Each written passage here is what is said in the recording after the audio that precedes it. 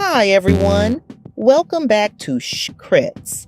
Today, we're not just diving into the latest celebrity gossip. We're talking about a topic that hits a lot closer to home. Recently, former Disney Channel star Skai Jackson set the internet buzzing with pregnancy rumors after photos popped up showing her holding her stomach in a parking lot. Now, keep in mind, Skai's only 22 years old, and this comes after some recent drama.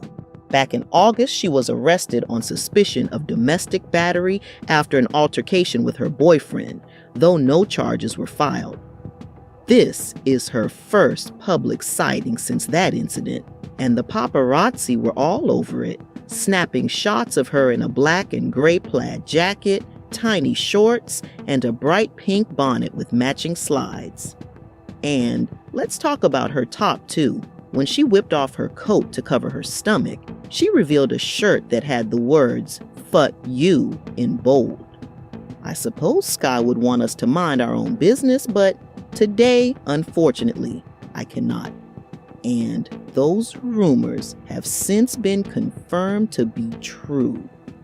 She is pregnant, and we gotta talk about it.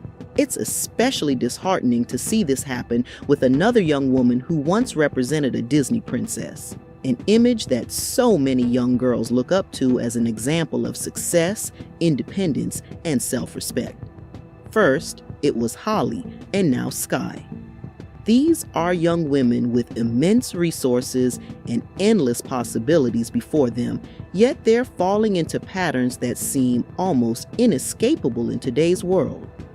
With all the preventive measures and guidance available to them, it's baffling to see another young star opt for a path that's statistically challenging, especially when it could have been avoided. What message does this send to all the young girls who once looked up to these stars, believing they could be role models in strength and choice? It feels like we're watching a generation of women lose sight of their potential, embracing motherhood under conditions that aren't ideal, rather than building a strong foundation for themselves first. But this video isn't just about Skai and her pregnancy. Sure, it's just another celeb moment, but I want to take this as a chance to dig into something deeper, a real issue that's affecting Black women everywhere. This cycle of single motherhood and the baby mama epidemic we're seeing in the Black community is more than just a trend. It's a growing crisis. Now, don't get me wrong, men absolutely need to be held accountable. Too many men show up with empty promises, only to vanish when real responsibility kicks in. But here's the other side of the coin, and I know this might hit a nerve. We need to start holding ourselves accountable as women too. Ladies, it's time to stop treating our wombs like they're just there to pop out kids for men who have shown zero commitment to us. There's nothing cute or casual about jumping into motherhood without a real committed partner by your side. Yet we're seeing it happen over and over, and it's not doing any of us any favors. Let's take a real look at what's happening on shows like Kendra G's dating show, where so many women come on and share their stories.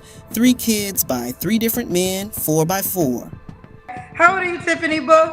I'm 37. Do you have any children? I do. I have 4. 4 kids. How old are your 4 kids? 20, 18, 16, and 6. 6. 20, 18, 16, and 6. Are they all by the same man? No, my first 2, I was younger. They're by the same man. My 16-year-old, her father passed, and my 6-year-old's dad is my ex-husband. Okay, so you were married once. Yes. I have 5 children, 4 are adults, and 1 is a teenager. Okay, how old are your children? 15, 20, 24, 27, and 31. Are they all by the same man? And if so, have you been married? Wait 7 seconds. I've been married twice. They're not all by the same man. How many men? 3. I have 7 kids. Okay. 7 kids. All right. How old are your 7 kids? I have a 19-year-old, a 13-year-old, a 16-year-old, and my last 4, 6, 3. One just turned 2 today, and I have a 5-year-old. Okay. How many men? 6. So, what you call you? Girl, you got 6 men. What you looking for? You calling me for number 7? There's gonna be a lot of comments about this. So I'm gonna give you a chance to respond to the people that feel like, you know, you have 7 kids by 6 men. You have pretty much, well, a 5-year-old, a 2-year-old, a 3-year-old, a 6-year-old. Do the 6-year-old and the 5-year-old have the same dad? The 6-year-old, no, they don't. Okay. So there's moments when you were pregnant one year by one man and then pregnant the following year by another man. Unfortunately, yes. Okay. So this is going to be talked about, honey. So what do you have to say to the people that's going to be talking about this and thinking that what man would sign up for this? Just I mean, it's fine if a man don't want to sign up for it, but I'm saying everybody has a past. And also a lot of people also commented and said that can't nobody judge me, don't nobody have no heaven or hell to put me in. The kids that I have, I could have aborted to keep to keep myself from being talked about or to keep my reputation. So I decided to keep mine. Well, I want to say this, and I hear that a lot, and I get that, and respect for you for having all your children. But there's also birth control methods. There's birth control. There's condoms. There's other precautions that you can take other than just abortion. I'm gonna just be honest with you. To be honest, I just don't need to have no sex because I've got pregnant with the depot, and then it's a little TMI, but I got that pussy gripper. So yes. So my best bet is I just don't need to have no sex till I get married and get some stability. It's not that these women aren't doing the best they can. They're working hard, raising their kids, and trying to create stability on their own. But we can't keep brushing this off as normal. At some point, we have to say, enough. This isn't healthy for the women involved, for the children, or for the community. What's more concerning is the lack of self-respect and standards that this shows. And I know it's hard out here. I know some men are out here playing games, wearing masks, saying all the right things just to get what they want. But ladies, they're not masterminds. If we take a step back, if we stop being so desperate to make it work, we'd see the red flags most of the time. And yes, I'm saying this to myself too, because we've all been there, head buried in the sand, ignoring the obvious. But we can't keep pretending that it's okay to bring children into this world with men who haven't even shown us respect, let alone love. And let's be real, these children are the ones paying the price.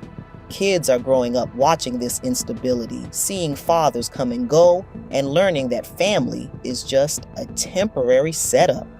How are they supposed to value commitment and stability when it's missing from the start? We talk about wanting to build generational wealth, to uplift the Black community, but how are we going to do that when the foundation, family, is crumbling before our eyes? We need to hold ourselves to a higher standard. We have to stop making excuses, stop allowing these men to come in and out of our lives and treat family like an option they can pick up and drop when it suits them. And yes, this means saying no more often. It means walking away if a man isn't giving us what we deserve, not just hoping he'll change after a child is in the picture.